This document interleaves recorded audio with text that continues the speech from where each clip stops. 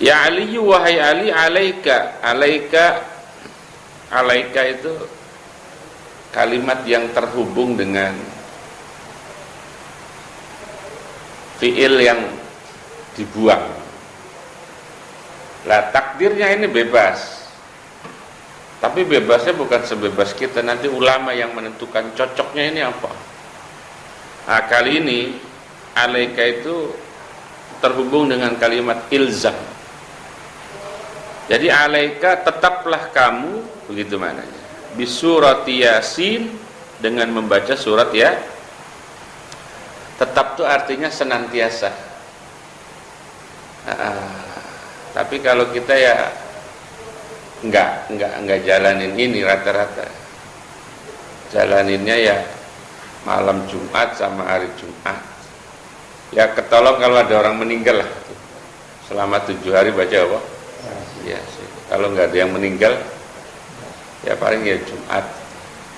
Yang enak tuh meninggalnya diatur ya, supaya kita 1 bulan baca Yasin terus tuh. Kira-kira udah mau 7 hari ada yang meninggal lagi. Iya. Kayak apa itu kemarin? Corona ya.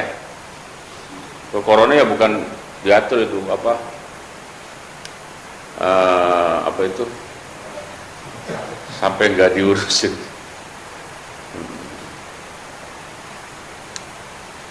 Saya tanya beberapa kawan rumah sakit pas corona itu, Masya Allah ya, bagaimana ya, ya terutama para perawat gitu. Ya ente ya ajin besok, ya Allah, ya korban itu banyak yang tidak tertangani. Karena apa? Saking panik. Jadi di ruangan ini tahu meninggal, tahu sono ada yang meninggal lagi. Itu terus saya tuh ya, aja bos ya. Ya, cuman kan ya saking banyaknya tenaganya berkurang. Kurangnya bukan sekedar kurang orangnya, tapi tenaganya sudah habis. Akhirnya ya itu aturannya kayak gitu ya. Saking daruratnya bisa jadi ada jenazah yang tidak dimandiin, langsung bungkus. Timbul pertanyaan, kan mandiin jenazah itu wajib. Ya, ulama ya gampang ya, dalam kondisi darurat itu siapa yang mau mandi? Apalagi maaf ya, satu ruangan berapa orang belum tertangani, yang ini sudah teriak-teriak ada yang meninggal. Sementara keluarganya juga kan nggak bisa masuk. Perawat paling berapa? Satu lantai,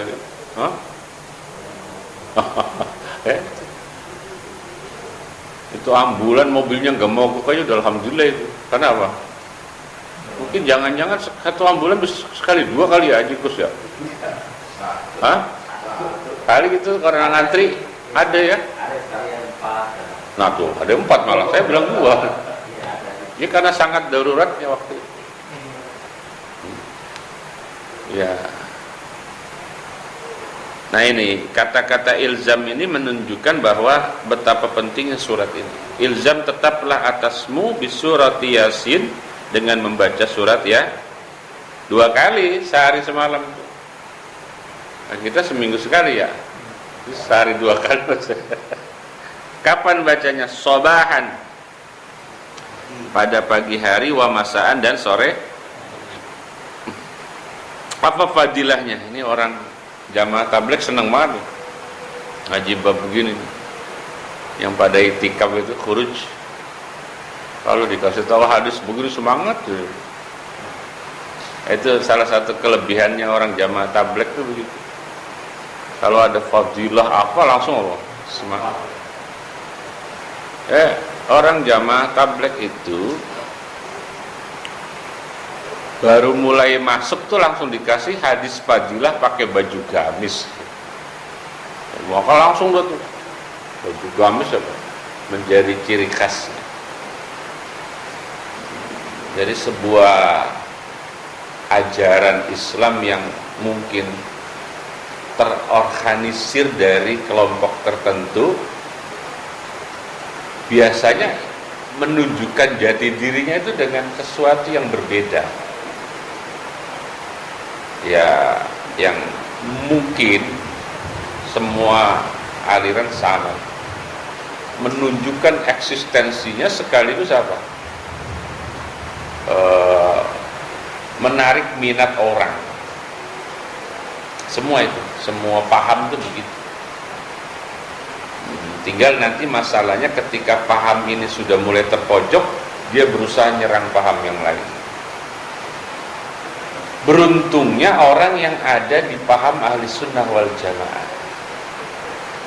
Tapi ala manhaj an-nahdiyah, ya, karena paham ahli sunnah wal jamaah ini 5 tahun terakhir atau 10 tahun terakhir itu diklaim juga oleh kelompok lain. Maka keputusan muktamar tempo hari itu paham ahli sunnah wal jamaah yang konunnya sudah sangat jelas itu, dan itu hasil istiqra'nya pendiri NU itu, maka dikasih embel-embel ahli sunnah wal jamaah ala manhaj an-nahdiyah. Begini, kenapa harus ada tambahan an-nahdiyah? Begini, kalau Anda ngaku atau mengklaim ahli sunnah wal jamaah, jangan menyalahkan orang. Itu ciri khasnya. Apalagi sampai mengkafirkan. Itu bukan karakter ahli sunnah wal jamaah. Tapi dalam kajian khusus seperti Bahsul Masail, kita mengkatakan seperti kita bahas sholat tarawih antara yang 20 dengan yang dengan 8. Itu kan kalau paham ahli sunnah wal jamaah ala manhaj an-nahdiyah, ya 20. Terus bagaimana komentarnya orang NU yang 20? Ya kalau yang 11 ya silahkan saya, terserah. Begitu itu ciri khasnya ahli sunnah wal jamaah an-nahdiyah. Bahkan ada ulama NU yang sampai menurut saya itu saking apanya ya, tasamuhnya barangkali. Tasamuh tahu enggak? Saking toleransinya itu. Saya termasuk korban nih, korban yang diomelin. Jadi ada salah satu guru saya itu yang menasihati saya terkait undangan salat tarawih di masjid yang menyelenggarakan 11 rakaat. Bicara awal-awal pulang mondok, mau saya datengin. Karena ahli sunnah wal jamaah bukan itu yang dikerjain, tapi yang 23.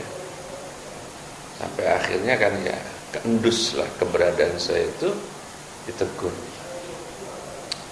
Jadi seperti Mbah Yaimi ini, Gusmi ini melarang santri untuk apa? Pilah-pilih gitu. Nah, kalau giliran diundang yang 23 datang, kalau yang 11 nggak datang, itu tidak boleh. Tetap datang. Ya tentunya dijelaskan anunya apa, alasannya. Ya, setelah kita tahu ya alhamdulillah.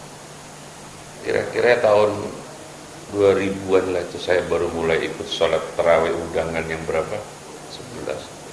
Saya mulai 97, 98, 99 saya ya kalau diundang tanya dulu 17 apa 23.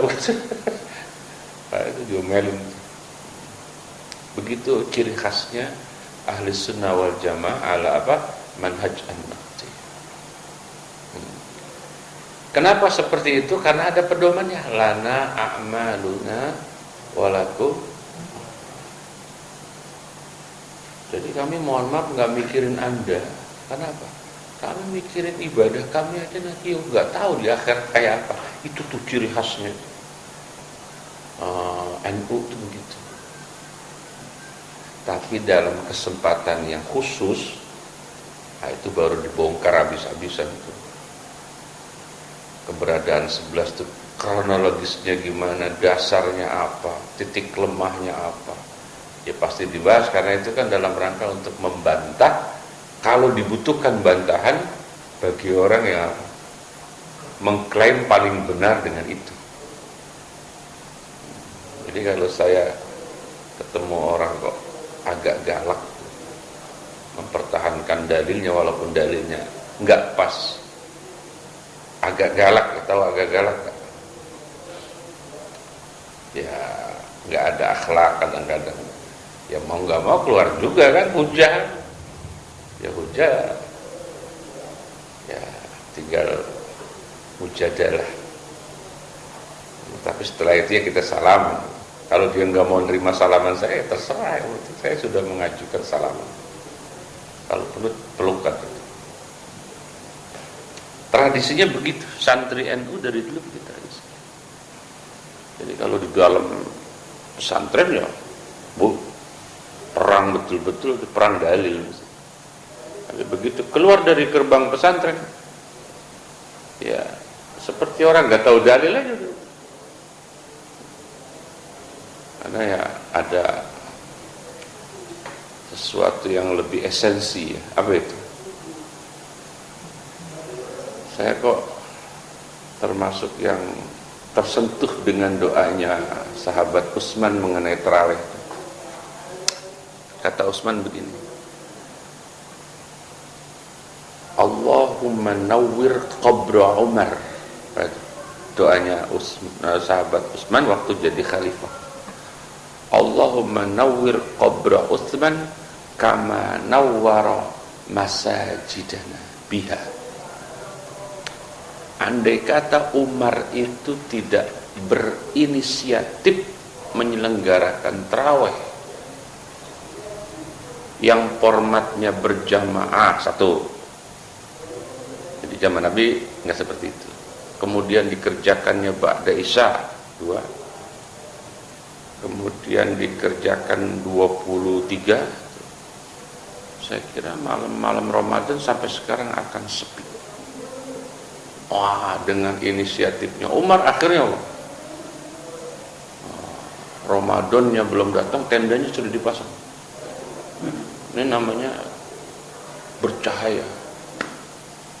Maka kalau saya ditanya siapa pahlawannya tarawih, Umar bin Khattab. Nah, orang sebelah sana nggak tahu cerita itu. Itu bagian dari dalil yang disimpan. Adalah dalil sejarah. Sehingga kalau ada orang kalau sholat tarawihnya 11 koyo ngeklaim paling benar dan agak galak, ya terpaksa kita keluarkan dalil. Itulah ciri khasnya. Apalagi belakangan muncul sosok seperti Gus Kausar, Gus Baha dengan tampilan yang sederhana tapi masya Allah, bukan sekedar Indonesia, mendunia sudah. Kekaguman ulama-ulama dunia itu kepada dua orang sosok itu, telaah kitabnya, sampai akhirnya saya akui ya, fenomena Gus Baha terutama, sampai ada satu kitab yang memang itu kitab hebat sekali tapi tidak populer, tapi gara-gara Gus Baha baca kitab itu akhirnya kitab itu jadi populer. Kitab itu saya kaji setiap Rabu ba'da asar, namanya Syajaratul Ma'arif. Menurut saya itu kitab luar biasa, bagaimana tafsir dan hadis itu dalam bingkai tasawuf. Wah, itu masya Allah, buat orang yang haus ilmu ya seperti dapat intan. Tapi kalau orang yang nggak haus ilmu ya biasa saja. Ya setiap orang beda-beda. Saya menyikapi problem jamaah itu, ya urusan ekonominya, urusan apanya, ya paling saya senyum-senyum saja. Kenapa? Ya orang masing-masing bagiannya, ada yang susah, ada yang senang, ada yang timbang susah, ada yang timbang senang, ya biarin aja. Tapi yang senang yuk mati, yang susah yuk mati. Yang timbang senang mati, yang timbang susah, ntar urusannya kalau udah mati dah. Apa senang terus, apa susah terus. Jadi, menghadapi dinamika ini, ya perkembangan zaman. Ya.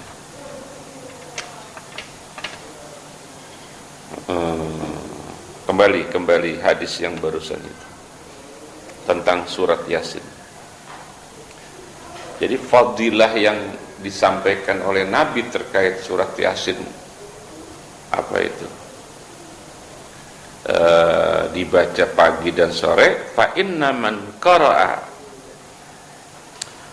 man karena sesungguhnya orang qara'aha yang membaca iaman akan surah Yasin, tapi ngerjainnya apa pagi sore. Oh ada tuh. Kadzalika seperti yang demikian itu ai sobahan wa masaan kana. Ya Allah, niscaya adalah man, yaitu fi amanillahi, tetap dalam lindungan Allah. Hidupnya dapat perlindungan dari Allah, nyaman senyaman-nyamannya hidup. Persis seperti sahabat Zubair bin Awam yang utangnya itu sampai 100 miliar itu. Tapi karena beliau sangat yakin dengan pertolongan Allah, alhamdulillah ada orang bantuin itu untuk membayarkan hutang sebesar berapa? 100 miliar. Jadi orang itu yang paling yakin sama Allah itulah yang hidupnya sangat nyaman itu. Bayangin utang 100 miliar itu. 100 miliar itu dikonversi dari angka 2.200.000 dirham. Dirham apa dinar saya lupa. Mata uang yang dari apa? Emas. Zubair bin Awam, padahal beliau bukan seorang pekerja. Jadi beliau itu ya termasuk sahabat yang getol ikut jihad. Agak lucu ya komentarnya Al-Hafiz Ibnu Hajar itu Al-Asqalani, di tengah-tengah perjuangan Islam itu ada sahabat yang modelnya Zubair bin Awam. Tidak ada peperangan yang tidak diikuti oleh apa? Zubair bin. Jadi di akhir hayat ini beliau sebagai veteran perang lah, yang ternyata dari peperangan baik yang dipimpin Nabi maupun dipimpin sahabat, yang beliau tidak pernah ketinggalan itu, beliau kebagian profit dari ghanimah. Ya, beberapa kasus peperangan itu kan ghanimahnya sampai melimpah sekali, dan itu haknya orang-orang yang ikut perang. Setelah dipotong 1/6 untuk jatahnya Nabi itu. Nah, cuman masalahnya gaya hidup Zubair itu tidak sama dengan orang metropolis itu. Jadi saya nyebut orang miskin yang dermawan ya Zubair itu. Orang miskin tapi apa? Dermawan. Nah, jadi kalau ada orang nitip barang sama dia, jangan titip. Saya pinjem saja. Misalnya, Pak, ini saya nitip motor ya, saya mau pulang kampung. Jangan bilang nitip, saya pinjem. Soalnya apa? Nanti kalau ada orang minjem motor, saya kasih motor itu. Sebab kalau barang titipan itu kan jagainnya susah. Kalau hilang kan kena ganti. Tapi kalau pinjem itu artinya nanti apa? Kalau hilang dia ganti. Itu saking dermawannya, setiap akhirnya orang tertarik semua nitip barangnya sama siapa? Lah masalahnya tetangganya banyak yang kismin. Ada orang nitip motor, Zubair minjem motor, ambil. Yang saya bilang orang miskin apa? Tapi dermawan namanya Zubair bin Awam. Lah di ujung hayatnya itu wasiat kepada anaknya namanya Khubaib. Khubaib itu Abdullah bin Khubaib. Khubaib Abdullah bin Zubair. Nah, kunyahnya Khubaib. Nama aslinya Khubaib tapi nama kunyahnya Abdullah bin Zubair. Oh, total itu hutang orang nitip barang itu yang akhirnya dia pinjam, yaitu 100 miliar. Pak, nitip kebun ini ya, saya mau merantau setahun, nggak usah nitip, saya pakai aja. Ada orang miskin nggak punya usaha, ambil tuh kebun. Modelnya begitu. Masya Allah. Tapi Zubair orang yang paling yakin. Buktinya yakin apa? Oh, peperangan menang terus. Mana ada Allah tidak menolongi orang yang berjuang untuk agamanya. Sampai akhirnya utangnya, anaknya bilang, lah bayarnya pakai apa? Ya kamu bayarlah kalau saya mati itu. Kalau nggak mampu, kata Zubair, mintalah kepada Maulai. Maulai itu ya minta kepada Allah sana. Bingung anaknya itu. Kalau nggak bisa bayar utang, minta kepada Allah. Yang penting saya udah wasiat. Utang saya bayarin. Kalau nggak bisa bayar, apa itu namanya, nggak lunas, udah mintanya sama Allah semua. Nah benar. Beberapa hari setelah Zubair meninggal, Zubair wafatnya di perang Jamal. Perang antara dua kubu yang nggak enak ya, sama-sama apa? Dekat dengan Nabi. Yang satu istrinya Nabi, yang satu apa? Menantunya Nabi, Aisyah dan Ali. Lah selesai perang itu ada orang datang, donatur rupanya, yang sudah menganggap Zubair itu sebagai saudaranya. Karena apa? Dulu sering membantu. Abdullah, bagaimana itu saudara saya hutangnya? Punya hutang nggak? Banyak hutangnya. Ya sudah kamu bayar, mungkin ada warisannya. Nggak ada warisan. Ya udah, kalau emang nggak mampu saya yang lunasin. Dilunasin 100 miliar. Aduh, ini orang tuh semakin yakin sama Allah itu, tapi ya dengan proses ya selalu dapat apa? Perlindungan dari Allah. Fi amanillah. Di dalil-dalil kayak gini nih di mata orang yang kurang punya semangat ya biasa saja. Sehingga akhirnya untuk ngamal ini nggak semangat. Tapi di mata orang-orang tertentu yang yakin, ya itu, maka hasilnya akan berbeda. Tapi mudah-mudahan lah kita termasuk yang dapat lah untuk bisa mengamalkan dari sekian banyak fadilah di pasal apa ini, Al-Jutiyah. Ya tunggu aja, mungkin ada surat yang lebih pendek dan ngamalinnya bisa sebulan sekali ya, kan lumayan dapat juga fadilah itu. Cara sehari 2 kali repot Ustaz, tahu lah. Berat nggak sehari 2 kali Pak Haji Kandar? Berat nggak? Berat ya? Oh yang pendek, ya ntar kita cari ya. Kita cari hadis. Iya. Mudah-mudahan ada. Oh ada nih, ada yang pendek ada. Al-Baqarah. 2,5 juz kurang ya.